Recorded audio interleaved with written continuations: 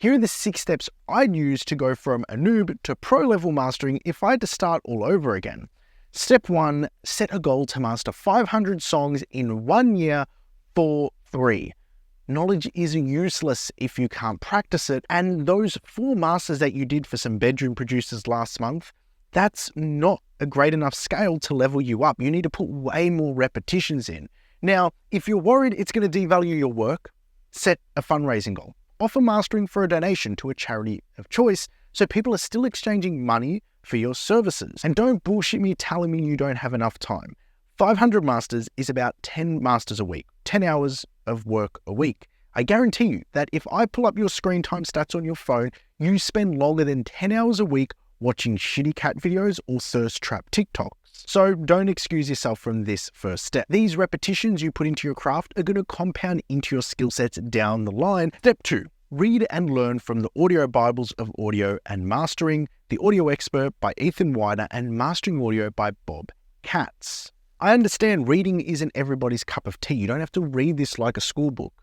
Not only can you read on it, you can scribble on it, take notes on it, put sticky notes on them, reread them, skim through them, have them by your side, question them, test the theories in them, and break your knowledge gaps. Reading this isn't about reading it, putting a bookmarker in, finishing the book and calling it a day. These books are meant to be used and abused. I've read mine at least a dozen times and they look horrible, but I've got scribbles and notes and everything in them because I constantly reference them even to this day, and I'm still learning things from these books 10 years later. Step 3 is to create a list of tools and plugins you want to use. Then each week, download one demo.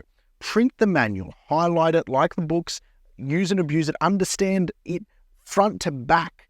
Then go and test those tools on material. Test the plugins in Plugin Doctor and then learn it like the back of your hand. This isn't because I want you to have hundreds of plugins and that's going to make you a better mastering engineer.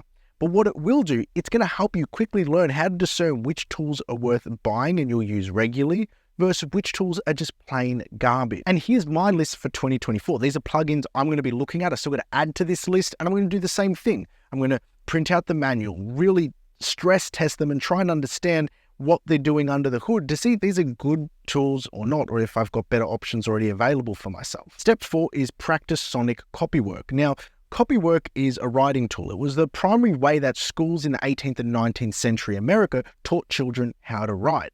Basically, they'd show you a piece of writing and then you write down and copy everything on there. Now, I've also seen this done by producers, especially EDM producers, where they'll put a reference track up, copy the arrangement, the production elements, the sound design style, and inspire them or give them direction to work on a new production. The way to practice this in mastering is have your mix up and then have a reference song. Loop one short second phrase. So it could be a kick, a snare, a guitar strum, a cymbal hit, whatever it might be, just find one element. And the goal of this sonic copywork is to use your 2-bus to manipulate the overall master to match, okay? Now, you're probably wondering, mastering is a big picture thing, and you're right. This is hyper micro. This is a drill, a practice drill. It's absolutely not how you should master records, but by doing this and doing this on repetition, it's going to push you to explore your tools, your knowledge, and applications of processing in new and unique ways. Because you have to understand, when you're mastering, every mix is a unique puzzle with its own sonic signature. And understanding how to use your tools to go from A to B is really important. And putting in the repetitions to understand the many sonic ways a chest-hitting kick drum in an EDM track is meant to be, the clarity in vocals in a pop song, or the grit of guitars in a rock track can be achieved, it's really important as a mastering engineer, because then you can identify and actually put these things into practice for your own mastering sessions. Step number 5 is to find 3, 4, 5 different mentors or 3, 4, 5 different approaches to mastering. Now, I'll give you my story here. When I started my journey as an assistant, my mentor was Martin Pullen. He was an incredible mastering engineer. It was great. I learned how he approached mastering for the projects that hit his table. But when I went out on my own to build up my own practice, the projects that I was getting sounded very different to the ones that I heard as an assistant. They weren't from professional producers, labels, or projects that had budgets for professional studio time. They were from hobbyists and home producers. And if I'd been open to engaging with more mentors and learning other approaches, I probably would have had an easier time adapting to different styles of mastering.